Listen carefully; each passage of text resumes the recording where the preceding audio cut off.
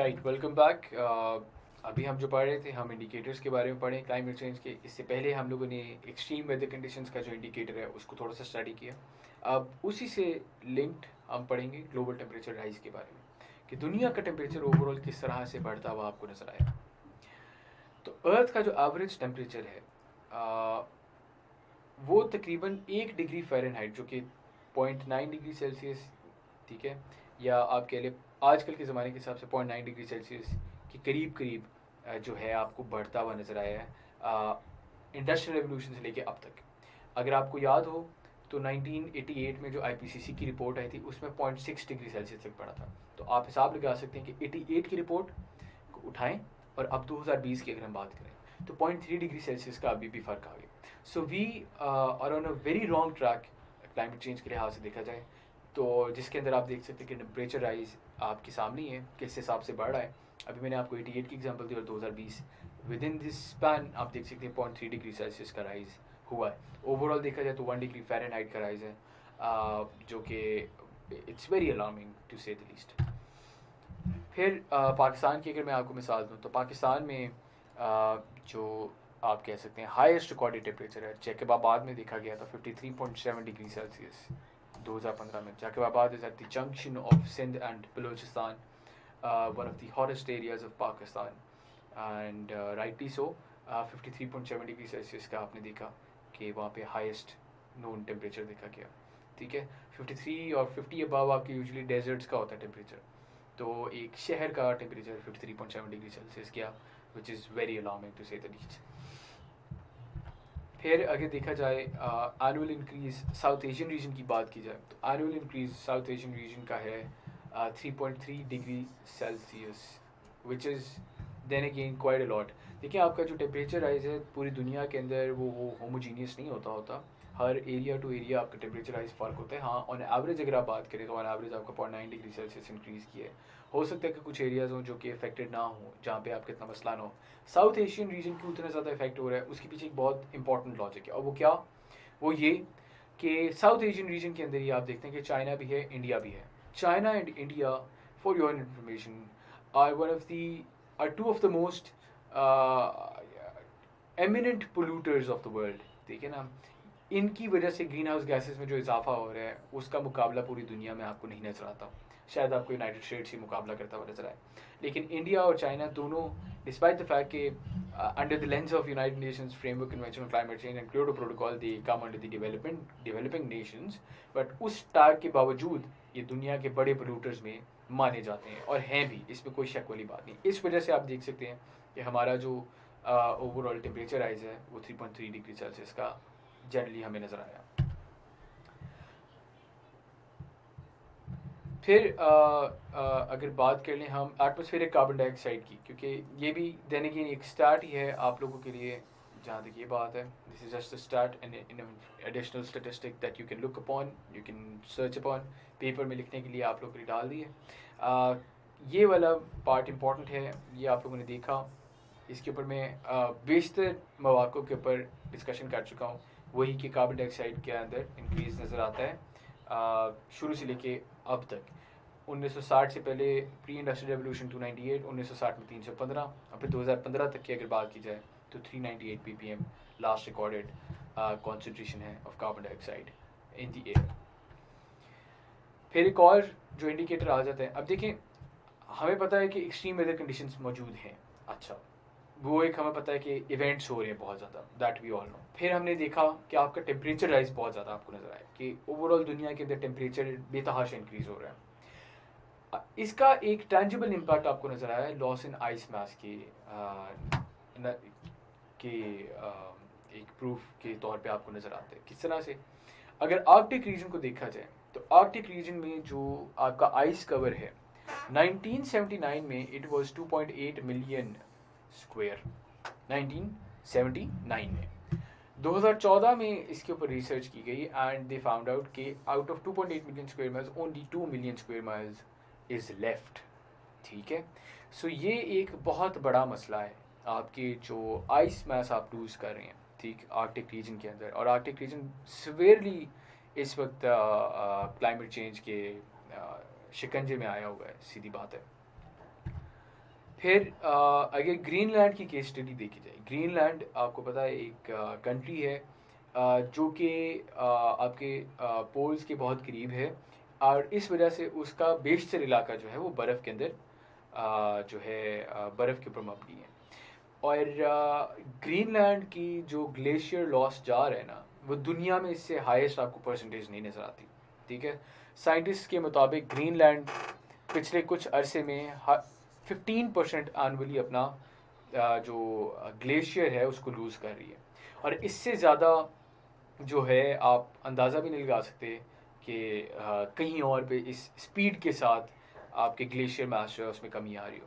अब देखिए, अगर आपका ग्लेशियर मास, अब यहाँ पे इंपॉर्टेंट बात आ जाती है, जो समंदरों के अंदर आइसबर्ग्स मौजूद हैं वो तो समंदरों के अंदर मौजूद है ना, उनको अगर वो अगर मेल्ट भी करते हैं, even if they melt, volume of water जो कि समंदरों के अंदर मौजूद है उसके अंदर फ़र्क नहीं आता। ठीक है, मिसाल आपको दे देता हूँ, आप लोग ग्लास लेते हैं, ग्लास के अंदर आप बर्फ़ डालते हैं और पानी डालते हैं। अब जब बर्फ़ मेल्ट करती है, क्या आपका जो पानी अगर इस सतह तक पहुंचा हुआ था तो क्या वो इस सतह तक हो जाता है? क्या उसकी सतह में कोई फ़र्क होता है? नहीं। क्यों? क्योंकि वॉल्यूम आपका सेम रहता है। वही पानी था जो कि पहले सॉलिड फॉर्म में था, जो कि अब डिजॉल्व होके लिक्विड फॉर्म बन गया, तो वो तो उधर ही रहता है। Same applies to the icebergs that are present in the sea के वॉल्यूम में कोई फ़र्क नहीं पड़ता अगर आपके आइसबर्ग्स मेल्ट हो रहे हैं, क्योंकि वॉल्यूम सेम रहता है। हाँ, ये ज़रूर होता है कि सॉलिड आइस जो थी वो मेल्ट होकर लिक्विड वाटर बन जाती है। लेकिन अगर आपका जो ज़मीन के ऊपर ग्लेशियर्स मौजूद हैं, जो इनका समंदर से कोई ताल्लुक नहीं है, ठीक है, अब ये तो मैंने आपको बताया ना, ये एग्जाम्पल फिर से ज़हन में रखिएगा कि मैंने क्या किया, ग्लास के अंदर बर्फ़ डाली और फिर पानी डाला, ठीक है, तो वो तो आपको पता चल गया कितना है। अगर मैं एक्सटर्नली और बर्फ़ डालूंगा, अब ये इनके इस एनवायरनमेंट में मौजूद नहीं है, उसी ग्लास में मैंने एक्सटर्नली और बर्फ़ डाली, ऑटोमेटिकली क्या होगा कि आपका वॉल्यूम बढ़ जाएगा। अब इसको आप तसव्वुर करेंगे, जो एक्सटर्नल बर्फ़ आ रही है, ये आ रही है आपके ग्लेशियर्स की फॉर्म में जो कि ज़मीन पे मौजूद है, जैसे कि ग्रीनलैंड में मौजूद है। अगर ये मेल्ट कर रहे हैं तो ये मेल्ट करके कहाँ जाते हैं? ये मेल्ट करके जाते हैं सरफेस वाटर पे। सरफेस वाटर यानी रिवर्स, रिवर्स आपके जाते हैं समंदरों तक। ठीक है, जब वो समंदरों तक पहुंचेंगे और ये ग्लेशियर्स पहुंच रहे हैं, पानी पहुंच रहा है, उसकी वजह से क्या हो रहा है, आपकी ओवरऑल जो सी लेवल है दुनिया का वो राइज होता हुआ आपको नजर आ रहा है। So this is also very problematic, loss in ice mass hence is quite problematic. और यही बात मेरी अगला ये पॉइंट भी प्रूव करके, over the past 30 years Greenland's contribution to the global sea levels has grown significantly as ice losses have increased. There's absolutely no doubt about it. फिर अगर मैं आपको पाकिस्तान की हद तक बात बताऊँ, दिस इज़ वेरी इंपॉर्टेंट, तो मुझे आप लोग ज़रा, अगर आई डोंट नो आप लोगों को पता है या नहीं पता, Pakistan is home to 7,000 glaciers. ठीक है, पाकिस्तान की जो जियो स्ट्रेटिजिक इम्पोर्टेंस है इससे भी बढ़ जाती है।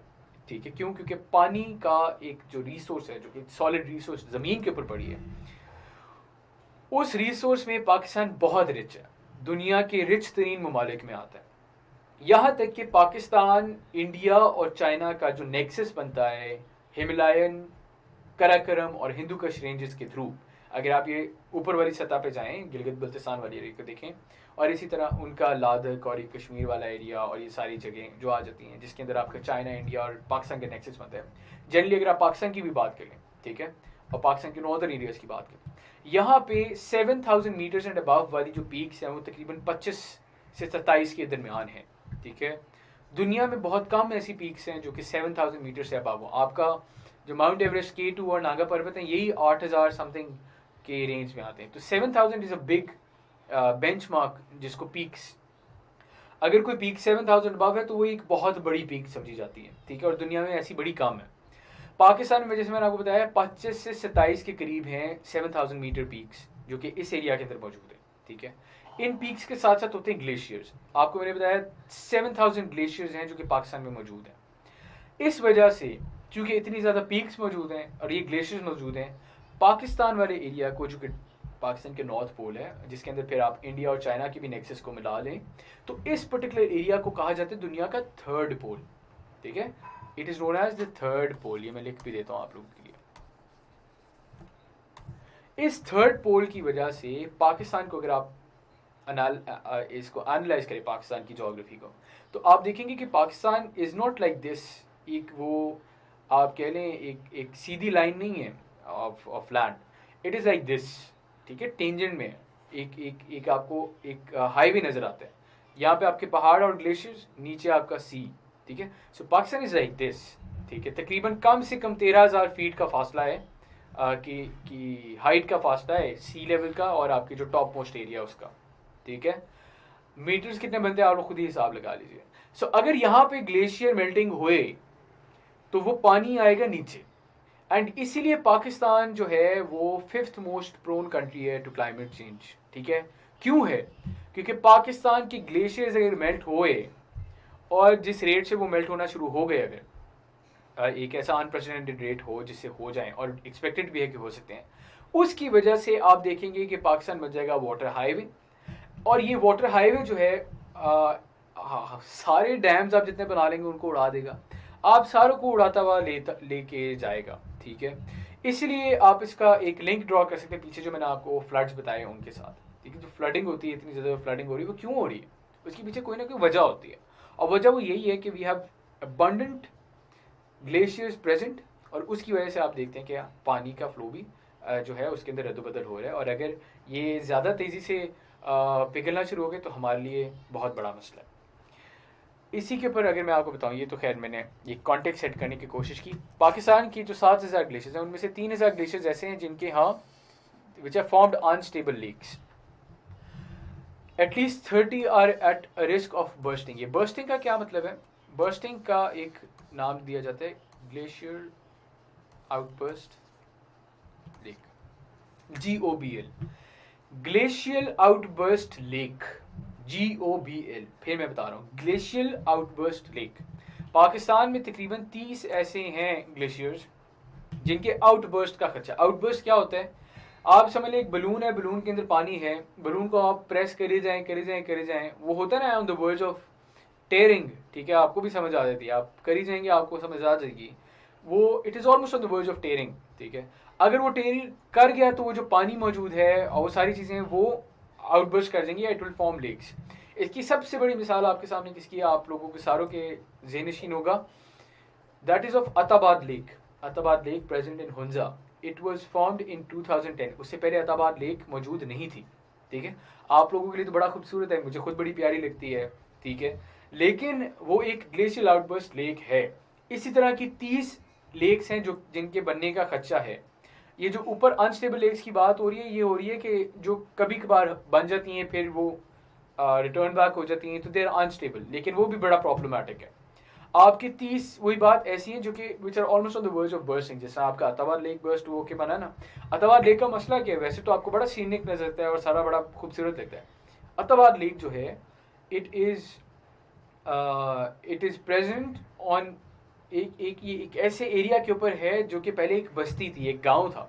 एक गांव को बेसिकली डुबा दिया है सताबाद लेक, ठीक है। तो दिस इज़ वाई ये जो ग्लेशियल आउटबर्स्ट लेक का जो कॉन्सेप्ट है, this is very frightening for people living on the northern side and for us as well, because ये एक proper manifestation of climate change, ठीक है। So I think I have speaking quite a lot on loss in ice mass as well. आप लोगों को काफ़ी ज़्यादा मैंने इन्फॉर्मेशन दे दी है। इस चीज़ को वही बात जो कि मैं हमेशा कहता होता हूँ कि आप एब्जॉर्ब करें, समझिए। यहाँ पे मैं ब्रेक लगाता हूँ अगले साइड पर जाने से पहले, और उम्मीद है कि आपको ये बातें समझ आई होंगी। कोशिश करने की इसके ऊपर, देखिए ये स्टार्ट वगैरह तो मैं दे देता होता हूँ। आपकी कोशिश ये होनी चाहिए कि आप इनको वेरीफाई करें, हो सके आपसे तो अगर आपको उससे भी बेहतर कोई अपडेटेड वर्जन मिलते हैं ऑफ रिसर्च, उसके बारे में आप लोग कोट करें, ठीक है। सो अपना होमवर्क करना CSS के लिए बहुत ज़रूरी है। सो इस चीज़ के ऊपर एम्फोसाइज करते हुए मैं आप सबसे इजाज़त चाहूँगा, और अगले वीडियो के अंदर इंशाल्लाह फिर मुलाकात होती है।